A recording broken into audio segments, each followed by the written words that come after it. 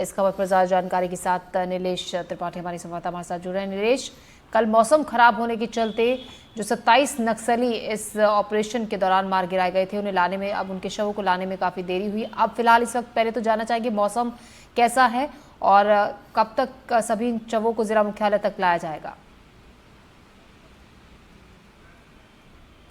देखिए, आज सुबह हल्की बारिश ज़रूर हो रही थी, बूंदाबांदी हो रही थी नारायणपुर में, लेकिन अभी मौसम साफ़ है। हालांकि थोड़ी धूप, जितना इस समय के 10 बजे के आसपास जो धूप होती है उससे थोड़ी कम धूप है, लेकिन बताया जा रहा है कि मौसम जो है वो अब अनुकूल हुआ है कि बॉडी को ग्राउंड जीरो से यहाँ पर लाया जाए जिला मुख्यालय में। कुछ तस्वीरें मैं प्रवीण को कहूँगा कि तैयारियों की दिखा दें। जैसे नज़र आ रहा होगा कि कुछ जवानों की तैनाती अलग अलग इलाकों में की गई है, और इसके अलावा जो स्मोक कैंडल है वो भी रख दिया गया है, जो कि एक संकेत देना होता है जब हेलीकॉप्टर उड़ता है। तो मैं प्रवीण को कहूँगा वो तस्वीर अगर दिखा पाएँ, जो हरे कलर की का एक स्मोक कैंडल नज़र आ रहा होगा, वाइट कलर की का जो झंडा है उसके आसपास जो महिला आ रही हैं उन्हीं के उससे जुड़ा जगह पे वो है, उसका वो एक संकेत के तौर पर इसका इस्तेमाल किया जाता है। जब हेलीकॉप्टर उतरना होता है तो उस संकेत दिया जाता है कि यहीं पर उतरना, उसके लिए स्मोक छोड़ा जाता है, वो है। और ये स्कूल मैदान है नारायणपुर का, यहाँ पर भी तैयारी की गई है, और बताया जा रहा है कि बीएसएफ कैंप है यहाँ से करीब 3-3.5 किलोमीटर की दूरी पर, वहाँ पर भी तैयारी की गई है। तो मौसम की स्थिति को देखते हुए जहाँ पर भी हेलीकॉप्टर उतर सकता है, चॉपर उतर सकता है, वहाँ पर सबों को उतारा जाएगा, और उसके बाद पुलिस लाइन जो है वहाँ पर लेकर जाएंगे। तो तैयारी लगभग पूरी है। जिला मुख्यालय में यहाँ तैनाती कर दी गई है, दोनों ही ग्राउंड में। बीएसएफ कैंप में तो पहले से तैनाती है ही है, इसके अलावा स्कूल मैदान जो है वहाँ पर भी सुरक्षा बल के जवानों की तैनाती कर दी गई है, और पूरी तैयारी कर ली गई है कि अब सबों को जब लाया जाएगा तो उसके बाद किस तरह से आगे का मूवमेंट किया जाएगा इसको लेकर। जी, ऐसे में नीलेश, एक और हम खबर आपसे जानना चाहेंगे कि खबर ये भी है कि रात को आईडी ब्लास्ट में एक और जवान के शहीद होने की भी खबर है। जी बिल्कुल, कल जब मुठभेड़ हुई थी तो उसमें एक जवान जो थे, एक डीआरजी के जिसका बताया जा रहा था, उनकी शहादत हुई थी। लेकिन उसके बाद बताया जा रहा है कि एक और आईडी ब्लास्ट शाम रात के समय हुआ, जिसमें पहले घायल हुए थे जवान जो बाद में शहीद हो गए हैं। उनकी पुष्टि भी आईजी ने की है, बस्तर आईजी ने कर दी है। तो कुल मिलाकर कल की मुठभेड़ के बाद या मुठभेड़ के दौरान एक, और उसके बाद जो है एक और मतलब 2 लोगों की शहादत हुई है, 2 जवानों की शहादत हुई है। उनको लेकर उनको सलामी भी दी जाएगी पुलिस लाइन में आज। और इसके अलावा नक्सलियों के 100 और जो हथियार बरामद हुए हैं मुठभेड़ के बाद से, जैसा बताया जा रहा है, इंसास राइफल है, AK-47 है, कार्बाइन है, SLR है, ऐसे जैसे तमाम हथियार बरामद किए गए हैं बताया जा रहे हैं। तो उसकी प्रदर्शनी भी पुलिस लाइन में लगाई जा सकती है। और इसके अलावा सबों जो नवल्ला बसव राजू के साथ साथ जो नक्सली और मारे गए हैं उनके सबों को लाया जाएगा, और उनकी पहचान भी ज़्यादातर की अगर संभव है कि उसको भी उजागर कर दिया जाए कि कौन कौन नक्सली और मारे गए हैं उस मुठभेड़ में। तो ये पूरी जानकारी जो है वो पुलिस लाइन में दी जानी है। उसको लेकर पहले शुरुआती तैयारी अभी जिस मैदान में हम लोग हैं वहाँ पर अभी चॉपर उतारने की तैयारी की जा रही है, और इसके अलावा बीएसएफ कैंप में भी चॉपर उतारने की तैयारी की जा रही है। तो मौसम की अनुकूलता को देखते हुए, परिस्थितियों को देखते हुए, दोनों जगह में से किसी एक जगह पर बॉडी को उतार कर फिर पुलिस लाइन तक ले जाया जाएगा। नीलेश, बसव राजू के मारे जाने पर, जो संगठन का चीफ है, उसके मारे जाने पर एक तरीके से पूरा ग्रुप था उसकी कमर एक तरीके से टूट गई है, क्योंकि जब मेन मुखिया ही मारा गया है तो ये कहना गलत नहीं होगा कि इस इलाके से, जो कि आप बता भी रहे थे, लगातार जो नक्सलियों का एक पूरा समूह था वो पूरी तरीके से सफाया यहाँ से हो चुका है इस एरिया से फिलहाल के लिए।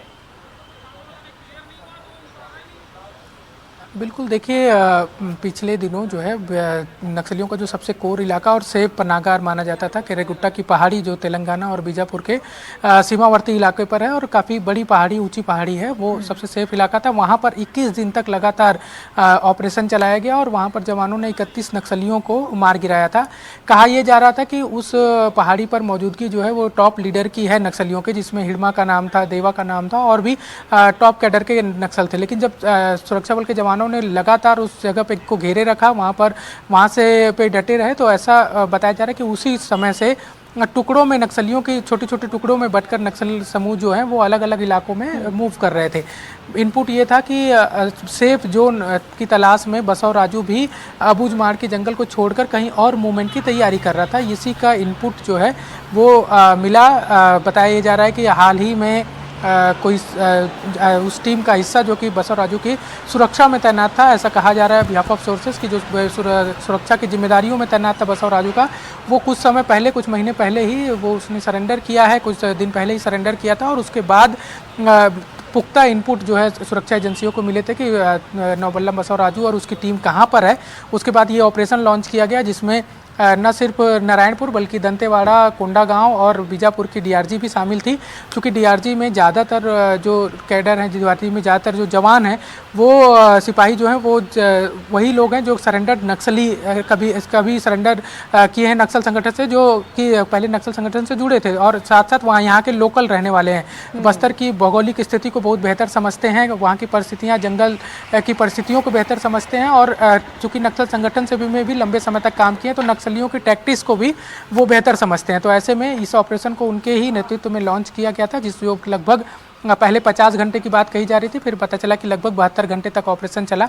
और उसके बाद ये बड़ी सफलता जब कल हाथ लगी जिसमें 27 नक्सलियों का शव बरामद किया गया। और पहचान के तौर पर जो एक इकलौती पहचान अभी तक आधिकारिक रूप से उजागर की गई है सुरक्षा बल के जवानों द्वारा, उसमें नक्सलियों का चीफ बसव राजू के मारे जाने की पुष्टि की गई है। नीलेश, अक्सर ये भी देखा जाता है कि इस तरीके की बड़े ऑपरेशंस के बाद नक्सलियों की तरफ से शांति वार्ता की भी बात की जाती है, लेकिन अब ये सीधे तौर पर सरकार की तरफ से, प्रदेश सरकार की तरफ से, प्रशासन की तरफ से कह दिया जाता है कि अब बातचीत की कोई गुंजाइश रही नहीं है।